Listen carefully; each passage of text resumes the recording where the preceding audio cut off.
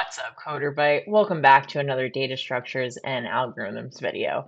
I'm Elizabeth, in case you have forgotten, and I again have been gone for quite a while. I have been on the adventure of a lifetime. Maybe one day I'll share it with y'all, but for now, we're going to get straight back into interviewing prep. This is a coding interview question that Meta released as part of their preparation for their interview, and I think it's a great question. It's a complex question. It touches a lot of concepts that I think people struggle with, including permutations and recursion. So if you're interested in any of that, stay tuned. Okay, so let's jump into this week's problem. Today, we're going to be working on a keyboard typo word suggester. So what do I mean? Everyone knows when they use their phone, autocorrect, you don't always type the right word. And our computers, our phones, they suggest the words that they think we may have typed. So we're going to build an algorithm that sort of, could be the algorithm that a company could use to create an autocorrect engine. So what is our question this week? Given a string that a user typed in, return all possible permutations of the string that the user might have meant to have typed. So for example, a user mistypes GI. So what could they have possibly meant to type? They could have meant to type hi or go. And we're assuming this based on the nearby characters for G and I. So H is near a G on the keyboard, so they could have meant hi, and O is near I on the keyboard, so they could have meant go. So we can suggest hi and go to the user. So our interviewer has so graciously given us some helper methods. So what are those helper methods that are available? So we have something called find nearby chars, which takes a letter and it basically returns all of the nearby characters to the letter type. So with our example, type in GI. So we have a helper method that will give us all the characters that are near the G or the I on the keyboard. So we don't have to worry about that. So here we have an example. We give it G, we get back G, H, and F. What else do we get? We get a helper method called isWord, which is a function that will return a Boolean whether or not a string is a word. So that's pretty self-explanatory. GI is not a word. Hi is a word. So we get a false for GI, a true for hi. So what are some good questions to ask your interview for this kind of question? So what format is the word given to us? Is it an array of letters? Is it a string? So that's something to confirm with your interviewer. So for our problem, it's given as a string. Next, how do we define a nearby word? So we kind of discussed this. If you replace one letter with a nearby character and you get a different word, that constitutes a nearby word. What else? We have an example here. Hello and Jello, because H and J are close to each other on the keyboard. So that would be how we define a nearby word. Do we need to remove duplicate words in the output? So this is a good question to ask, and I would assume yes. Does the output need to be sorted? It could be sorted alphabetically. It could be sorted based on popular words used, most used words for that user, that sort of thing. So exactly what I just said. Oh, also context clues, right? Like depending on what the sentence is that the user is typing this word within, that could be a clue as to what they're trying to type. These are all good things to discuss with your interviewer. So again, we're going to go over the core of this algorithm, but if you were in a real interview setting, it's really important to ask your interviewer these questions, not these particular questions, but questions in general. It shows, number one, that you are owning the problem. This is replicating a real life kind of situation in which someone gives you a ticket to work on and you need to clarify certain pieces of it so that your ultimate product is what was intended. So asking these sorts of questions is an indication to your interviewer that you know how to interview your end user. It's also important because you don't want to, write a whole bunch of code on a whiteboard and have, your assumptions are all off. Some interviews will point that out to you, some interviews won't. So it's very important to do this. It also helps you plan your roadmap for what you're about to do. So hot tips, always ask your interviewer clarifying questions. So what's our algorithm plan for this problem? So first we're going to get all the nearby chars for each letter typed. So again, if we type in a G, we want to, get some list of characters that are nearby, such as F or H, whatever. Next, we want to find all the permutations of those nearby chars returned. Again, self-explanatory. We'll talk about what a permutation is if you're not aware. And finally, we're just going to filter out the non-words returned from the permutations. We're not going to return to the user all of the possible things they could have typed. That why would they type them? They're not real words. So we're just going to filter out for the actual words. And that's it. Let's code. So I am in Visual Studio Code, and we are going to begin to code this algorithm. So first, I'm just going to put a little comment block at the top with our kind of example, what we're going to be working with here. Let's say get nearby words, and we're going to give in the example that we used in the slides, and we are going to expect this to return hi and go. Now, a caveat for all these helper methods that I'm about to mock out, remember the interviewer has given us access to helper methods for get nearby chars and is word. So I'm only going to make these helper methods work for our given example, GI. This won't work for any other example if you try and use this code exactly as I write it.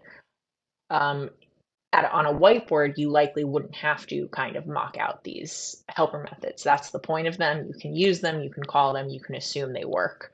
You obviously might want to mock out what parameters you're passing them, what you'd expect to get from them, but you wouldn't actually have to write them. We have to write them because I'm planning on running this code for you. So just remember that these helper methods that I am writing will only work for the example given. By all means, if you want to try and test this out with more complex examples, feel free to fill out the helper methods more significantly. To return all of the nearby characters for every letter on the keyboard is too much to do on a video. So, by all means, have fun with it, but we're not going to do that here.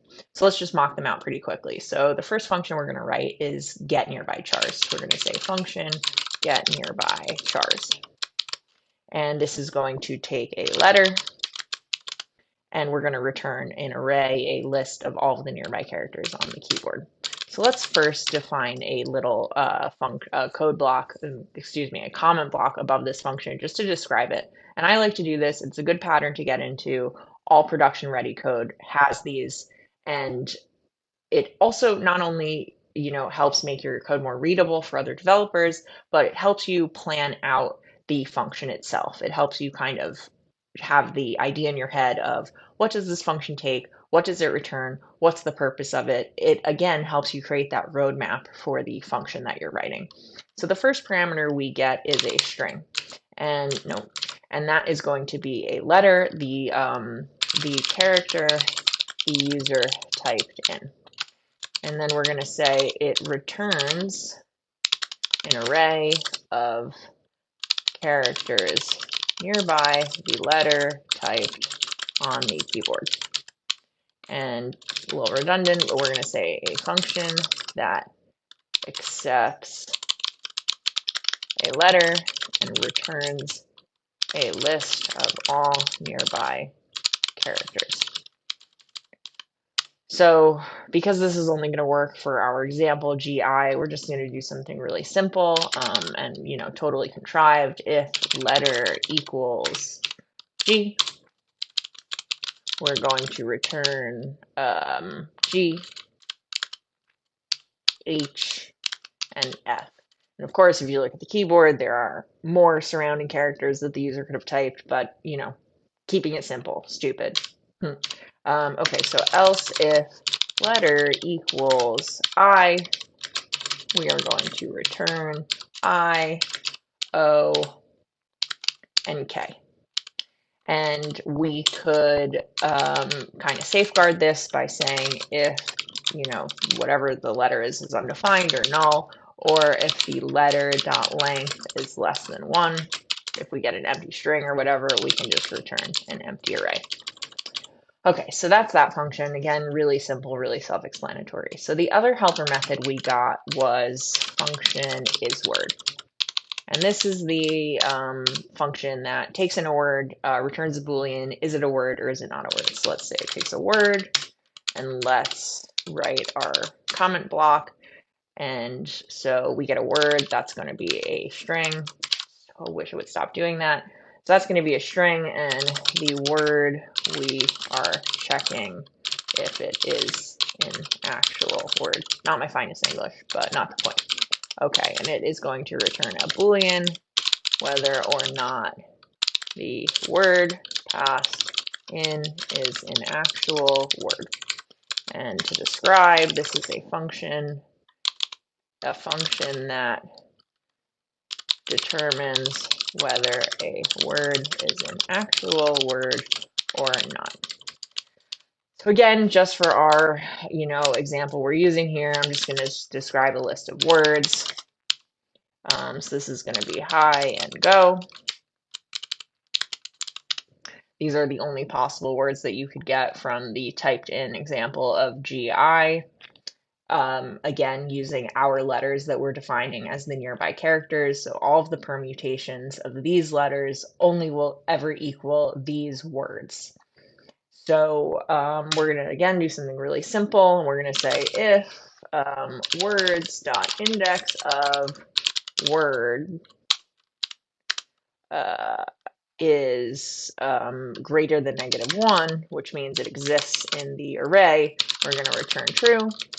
And otherwise, we are going to return false. Very, very simple. Okay, so let's just make sure this works. We're going to say console.log, and we're going to say, what did I call that function? Get nearby chars.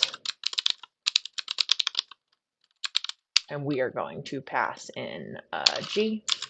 We're going to expect to get that list of characters, node nearby words. And we do get G, H, and F. Lovely. Okay, so let's say is word. We're going to say GI. This should be false. And then we're going to pass in an actual word, hi, and we're going to expect it to be true.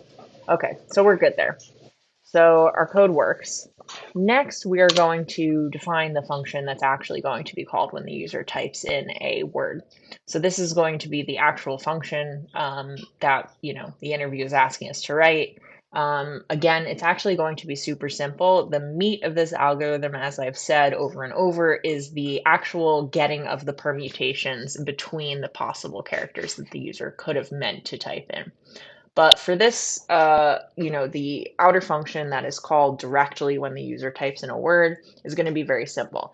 It itself is going to call a function that does the getting of the permutations. So we're going to go into that in a second. Let's just write this function, and this is going to be nearby words. I think I called it that in this. Yeah, get nearby words. That's what I called it. And it's going to take a word. And let's, again, define our comment block. So it's going to get a string. And this is going to be the word that we are kind of the typed in string, right? Like this is just what the user types in. So let's say the typed in string. It's going to return an array of possible words the user meant to type. And this is a function that given a word, given a typed in word, returns all the possible words that the user might have meant to type. Okay, very easy. So the first thing we're going to do in this function is we are going to get all of the permutations of the possible characters that the user might have meant to have typed.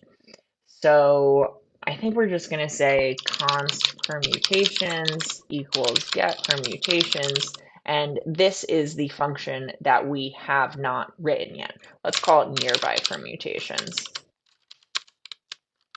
Nearby permutations, because these are the permutations of the nearby letters. So we are just going to pass in that word.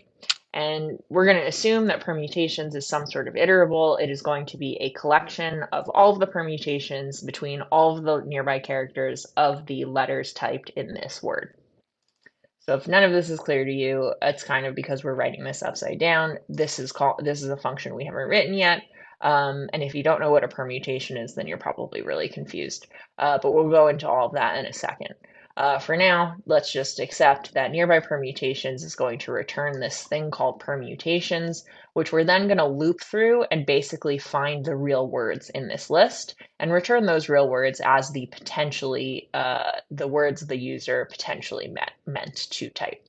So we want to loop through these permutations, call is word on each permutation in this permutations. So we could do a for each. It's going to be an iterable. It's going to be an array or a set. So instead of doing a for each and kind of pushing to an array of potential words and then returning that, I think a cleaner way to do it is just to reduce this permutations into just the permutations that are words. So let's do that really quick. So let's say return, and I'm going to spread the permutations so that we can reduce over it, whether or not it's an array or a set or whatever. We're going to say reduce, and we are going to say accumulator, permutation, and again, very simple, we are going to say if is word permutation. We are going to, we didn't set our accumulator. Our accumulator is going to be an array. We're going to push the permutation to the array. And regardless of whether or not it's a word, we're going to return our accumulator. So hopefully that works. We won't know until we write this nearby permutations function. But again, this is essentially the original function call that we make on the word that the user types in. So we're going to jump back into the slides now. We're going to talk a little bit more in depth about permutations and kind of what they mean and how you might find them with a pen and paper rather than code. And then we're going to hop back in here and we're going to code. Okay, so we are back in the slides. We are going to talk a little bit about permutations. What is a permutation and how does it apply to this problem? So we're back in the slides. We're going to go over a little bit more in depth about permutations. What is a permutation and how does it apply to our problem? So permutation. What is the definition of a permutation? A permutation is a way in which a set or number of things can be ordered or arranged. So let's look at an example here. We have all the permutations of one string. So we have the one string A, B, and C. We want to, understand what are all the possible ways the letters that make up this string A, B, and C can be arranged in different combinations. I think a combination is a keyword when you're talking about permutations. So what are all the ways we can arrange these letters? We have ABC, ACB, BAC, etc. So these are all the possible ways in which we could order the letters or elements of this string ABC. So the number of permutations you can have from a single string or set of characters of length n is n factorial. So if you don't know what n factorial means, that just means you take the length of the string, in this case it's 3, and you, you subtract 1 from each number and you multiply all of those until you get to 1. So here we have a string of length 3, and 3 factorial will be 3 times 2 times 1, which is 6, which is exactly what we see here in the slide. We have 6 possible combinations for a string of length 3. So how does this apply to our problem? So we are ultimately, the core of this algorithm is figuring out what are the permutations of the nearby characters of every letter in our original string that the user typed in. So let's kind of explain that with some visuals. So rather than finding all of the permutations of the letters in one string, like we just did in the previous slide with the string A, B, and C, where we're finding the combinations of the letters in one string with each other, we must find all the permutations between each letter of the string's nearby characters and all the nearby characters of the subsequent letter. So if you didn't quite get that, I'm going to show you a visual which will hopefully kind of clarify what we mean by that. So we're calling nearby words on GI. That's our one example that we're using. So what does that actually mean in terms of finding those permutations between the nearby characters of both G and I? So first we call the nearby characters helper method for G. So what are the nearby characters for G? We get G, H, and F. So that's kind of our first set of nearby characters. We then call nearby characters on I, which is the second letter in the string GI. And what do we get with that? We get I, O, and K. So we have to find the permutations between these lists. So we have to figure out how can we combine G with all of the possible nearby characters when the user typed I. What if G was meant to be H? How can we combine H with all of the letters that they might have intended to type for I? So let's kind of watch a little visualization here. So first we have to see, did they mean to combine G and I, which is what they originally typed. So that's how we get the first element of our permutations list is GI. What if they meant to combine G with O? That's how we get GO. What if they meant to combine G with K? That's how we get GK, and so on and so forth.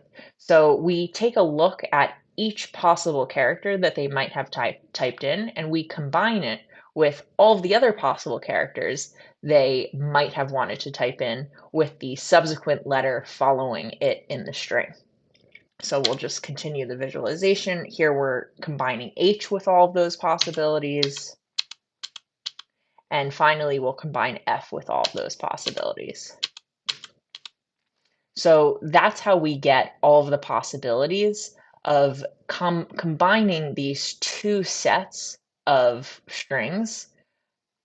This is the way that these strings, these individual letters could be combined with each other to form all of our possible permutations.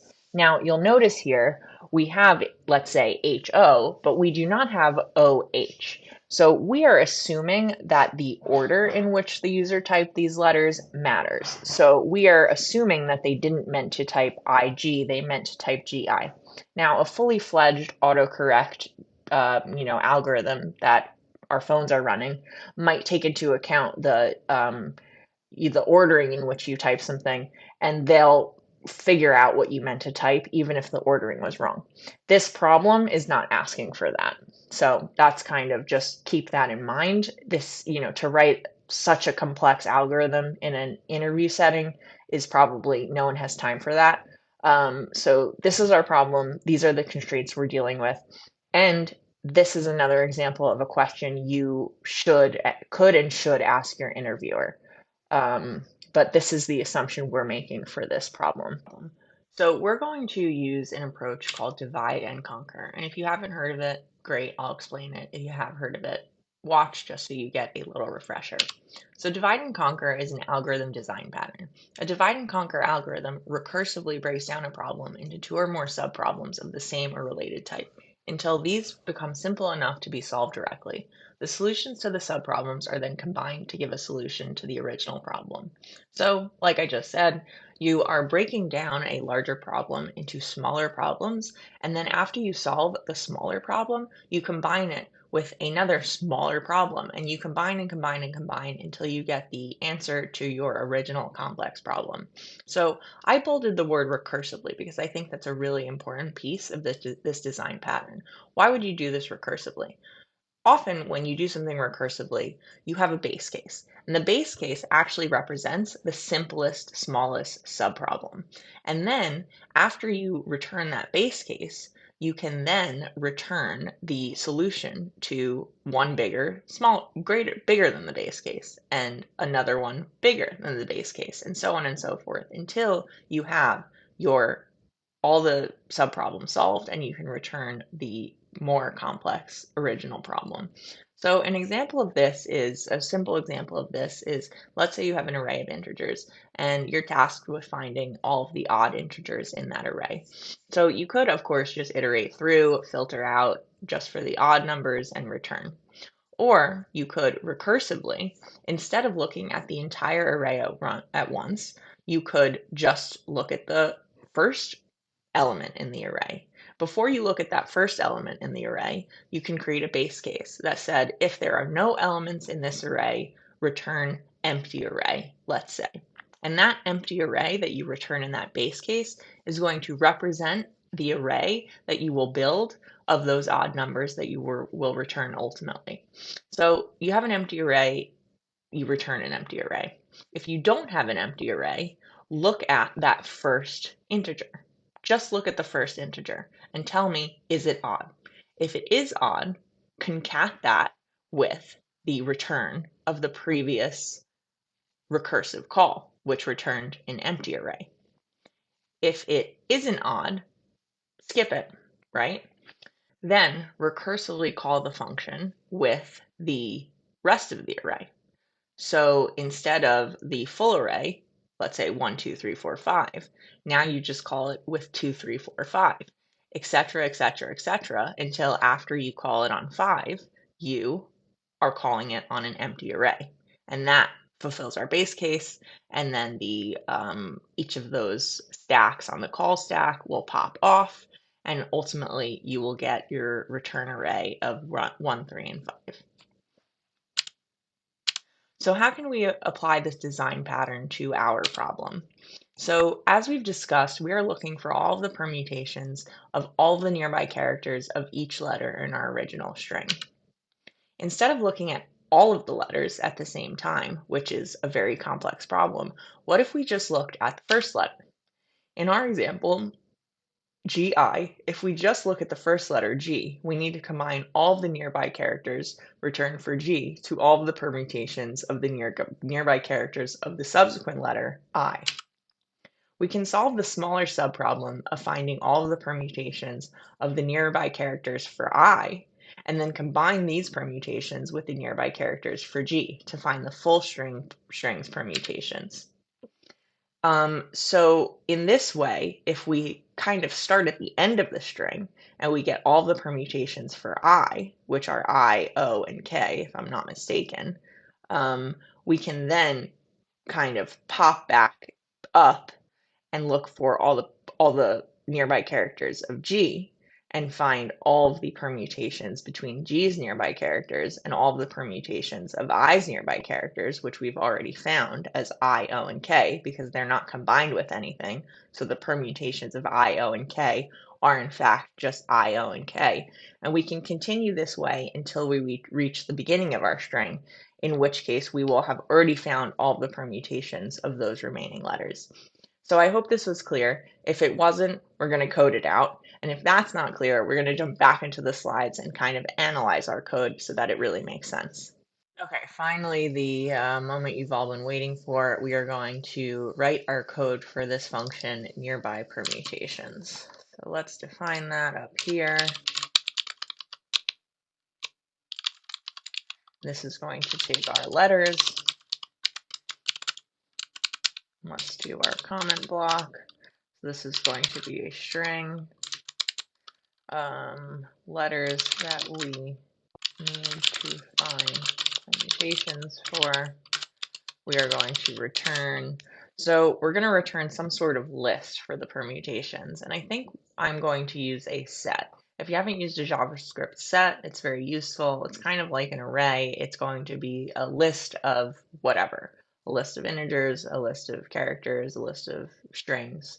And the only difference is you can add, remove, count, but the only difference is that there will be no ordering like an array, and it will also prevent duplicate values from being added. So if you have a set with the string A in it and you try and add another A to it, it will not.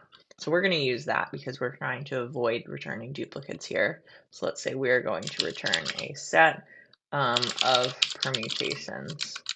And this is a function to find all the permutations of the letters passed in. So I think what we're going to be doing is we are going to be going through these letters, and like we said in the slides, let's say we have our letters G and I. If you guys are getting tired of these letters, so am I. And first we are going to look at I, and we're going to try and find all the permutations of I. Then we're going to combine all of those permutations with the permutations of the nearby characters of G. So to do that, I think we're going to have to keep track of some index. So we can keep track of what index of the letters are we actually looking for, and that what is the index of the subsequent letter that we are getting all of the permutations for. So right away, I'm going to add a second parameter to our function, which is going to be index. And that means we have to change this to nearby permutations word, and we're going to pass in 0 to start because we're going to start at the beginning of our string. So let's define our base case, which is always extremely important in a recursive call. So this is going to be our base case. And our base case is going to be when we've gotten to the end of the letters, we are probably going to return. And remember, the way recursion works is ultimately you hit your base case at the end of all your recursive calls, and that gets returned to the call that came before it, and so on and so forth. So that is going to represent for us our original list of permutations, because ultimately we're returning all of our permutations. So I'm going to define a constant here, and we're going to say permutations is a new set. And this is going to be our empty set, which is going to represent, again, the permutations that we're going to build on. So what's our smallest subproblem? Our smallest subproblems is finding the permutations of nothing. So let's write this out. So this is going to be if the index is greater than equal to letters.length, which basically means, right, so this is length 2. If our index is 2, which means we're past the string, that's when we're going to start returning our empty set. So if that's equal to greater than or equal to letters.length, we are going to just return permutations. Okay, simple enough. The next thing we're going to do is, what did I say we have to do? We have to always find, right? So if we're looking at G, we have to find the permutations of all of the subsequent letters nearby characters. So to do that, this is going to be our recursive call, and we're going to say const subsequent letter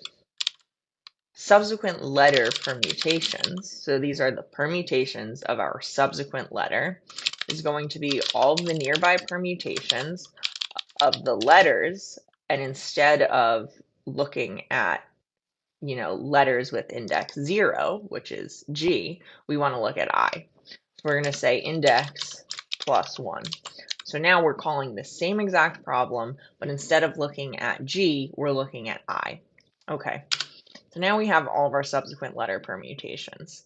This is going to return initially, right? This is going to return all of the permutations of all of the nearby characters of I, which is ultimately going to be, let's comment this out, is going to be I, O, and K. So those are the simpler subproblems permutations, and then we're going to combine this with all of the nearby characters of G, and we're going to create those permutations. Now we're going to get all of the nearby characters for the letter we're actually looking at. So in this function call, our index is 0, we're looking at G. So let's say const nearby letters, and this is going to be get nearby chars for letters at index, right? So this is going to return our nearby letters for G, which are, if I remember or look, G, H, and F. And now this is going to be where we actually create those permutations. So basically, we are going to loop through each of these permutations, and we are going to combine them with each of these letters. So for each of these, we're going to, so let's say for I, we're going to combine G with I, H with I, F with I, and so on and so forth. So how do we do that? So let's say subsequent letter permutations dot for each, and then we get our subsequent letter permutation. And now we're going to loop through those nearby letters. We're going to say nearby letters dot for each letter. And we're going to add to our permutation set. And what do we actually want to add? So at this point, we have our subsequent letter permutations. So let's say we are looking at I right now, and our nearby letters, we're looking at G. So because we're doing this in a kind of, we've found the nearby letters of the subsequent letter, we found the subsequent letter permutations, and now we're looking at the previous letter, we have to combine them with our previous letter before our subsequent letter permutations. So, and we're just going to basically append, right? So we have those permutations, and now we're going to actually prepend our nearby letters, each of them, to each of the permutations. So that's simple enough. We are just going to put our letter and then our subsequent letter permutation. And this code is going to be the actual code to create our permutations. And then finally, we're going to return our permutations. So if this didn't all make sense to you, I'm going to go in depth in the slides for how this actually works. But this is it. This is the code. So let's run it and see what happens. Let's make sure we have our call down here. We do not. Console.log nearby words. No, get nearby words. Yep. And we're going to pass in GI. Let's see what happens. Oh, letter is not defined. Okay, so why is, oh, this should be letters. Easy enough. Okay, and we get an empty array. So I expected this. I did this on purpose. So why are we getting an empty array? So let's walk through this. So our index is 0. It is not greater or equal to letters.length, which is 2, so we get the subsequent letter permutations.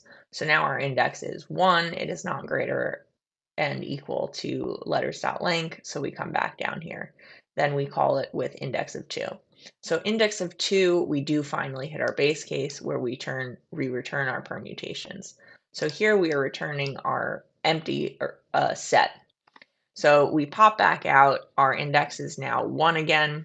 So we get the nearby characters for the letters at index 1, which we wrote previously as if we had already done this. But let's change this to our nearby characters for I, and I'm just checking that I get it right. I, O, and K.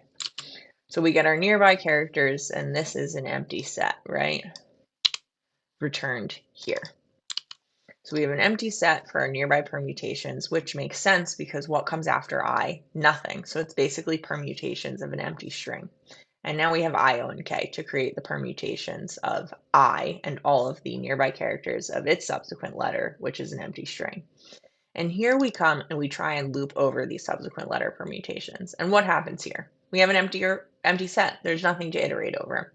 And what we really want to do is append this letter to an empty string because the subsequent letter permutations are an empty string. So instead of creating an empty set here, we're going to put an empty string into this set so that when we iterate, there's something to iterate over. And when we create this, permutation, we can actually append this letter to some subsequent letter permutation. So let's add an empty string here. And now for a set, this does not work. So you have to add an array of an empty string. So now when we iterate, even for the first time, we will have something to iterate over, and we will basically be appending I, O, and K to an empty string, which is the only thing in our permutation set. So let's see if that works now. And we do, in fact, get hi and go. So again, if you didn't quite get this or you get it, but it doesn't totally make sense to you how it works, don't bother walking through the recursion by yourself. We're going to do it in the slides, and then feel free to walk through it yourself as much as you want. I also really suggest try writing this code for strings that are greater length than 2. So try writing it for a word that has 3 letters. Of course, if you do that, you will have to update our helper methods to be able to account for all the possible words that you'd get with 3 characters, all the nearby characters you'd get for three characters. But I really suggest you do that. And yeah, let's kind of walk through this recursion.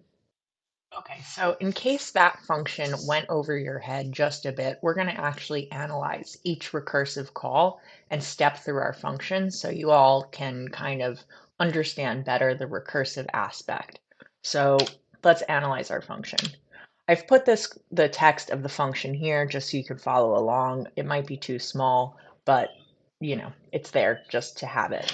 And on the right, I'm going to have our call stack, which is going to represent each function call on the stack, and we'll watch what happens with each recursive call and kind of map the returns, etc. So the first thing that happens when we call nearby permutations with our original input, gi, and our original index 0, we get this on the stack. So this is going to be the ultimate function return, because remember, a stack is first in, last out. Just like a stack of books, you take the first book off the top and you ultimately get to the first book that you put down in the stack. So first we call it, like I said, with our string gi and our index 0. We immediately get the base case doesn't apply, and we immediately get to this call, subsequent letter permutations, where we call our function recursively again. So here we have our letters, which remain the same, gi, and we add 1 to our index, and we get 1. So this is our next call on the stack. And finally, when we call it with 1, we also don't hit our base case. So we call it again, subsequent letter permutations, nearby permutations, letters, and index plus 1. So that will give us an index of 2. And here we have our final stack, our final call on the stack. Here we finally have an index which is 2, which is greater than or equal to our letters.length, which is 2. So we return permutations, which at this point is a set with an empty string. So we return that set with our empty string. And this gets returned as our subsequent letter permutations of this function call. Now, why is it this function call? Because this was the last thing on the stack after we called this. So this function gets popped off the stack. I've just added an X rather than removing it from our screen because I want you to be able to look at each function call and kind of map out how it happens. So here we are in this function call with gi and an index of 1. We've gotten our subsequent letter permutations. Now we're getting our nearby letters. And what nearby letters are we getting? We're getting the nearby characters at letters at index. So our index is 1, we're looking at I, right here. And remember, why are we at the end of the word instead of the beginning of the word? This is because the smallest subproblem we can find, right, if we're looking at letters and their subsequent letters permutations of all its nearby characters, the smallest subproblem we can solve is the last letter, which subsequent letter is nothing. We can call that an empty string. And the permutations of that letter will just be its nearby characters. So for I, we're going to get I, O, and K. All the permutations of those characters are just I, O, and K. So we'll see that happen in a second. So we get our nearby letters for I, we get returned I, O, and K. Now we jump into this loop, which is the actual loop to create the permutations. So for each subsequent letter permutation, and I have in orange what that is, so this is a set with just an empty string. And then for each of the possible nearby characters the user might have meant to have typed, which are I, O, and K, right? We got the nearby letters up here. We are going to add to the set our possible letter, which is one of these, and the subsequent permutation. And remember, why are we prepending that possible letter? Because we are moving backwards right now. So whatever the subsequent permutation is, the letter we're adding is the previous letter in the string. So let's watch that happen.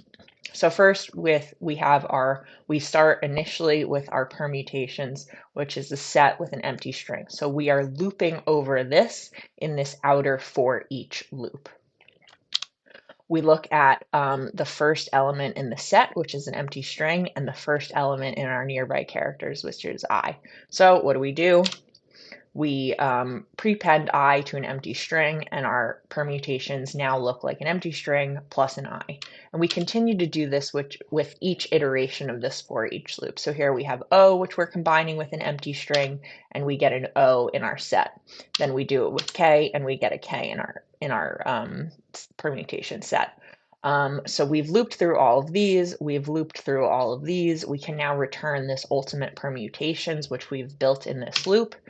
So we return this permutations. Now what happens with this permutations? We pop back off the stack, we return this as this function calls subsequent letter permutations, and this function call gets popped off our stack.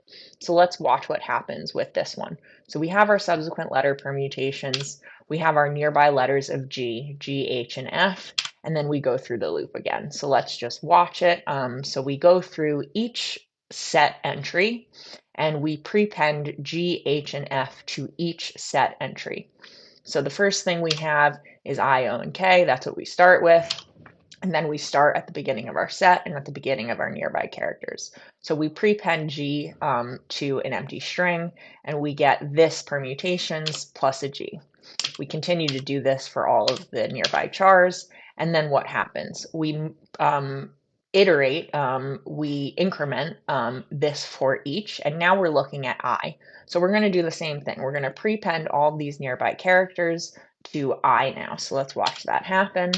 We get a GI, we get an HI, and we get an FI. Then we move along, we are looking at O right now, and we do the same thing again. We prepend all of these nearby characters to O. And I just want to emphasize, why are we prepending? Because these are the permutations of all of these subsequent letters. And remember, we're moving backwards because of recursion. So let's look at this. We prepend G to O, we prepend H to O, and you get the idea. Ultimately, this will return our actual end result permutations after this gets popped off the stack, which looks like this. And now this is going to serve as the permutations that we filter for actual words. So this is where G is not a word, H is not a word, GI is not a word, hi is a word, and go is a word. So that's going to be how we get the ultimate actual nearby words. So I hope this was clear. I know when I learned this problem, I really had to walk through the call stack and each recursive call. And yeah, that's our video. So there you have it. I hope you all enjoyed this problem. I really did. I know it's one of the tougher problems. I'd say probably leaning towards hard medium to actual hard problem. Again, this is a meta interview prep question, so it's going to be a harder question. But if any of you are studying for any of those, bigger companies, this is something you can expect. And recursion is tough, permutations is tough, but I hope you all enjoyed the video, and I will see you next time. Bye.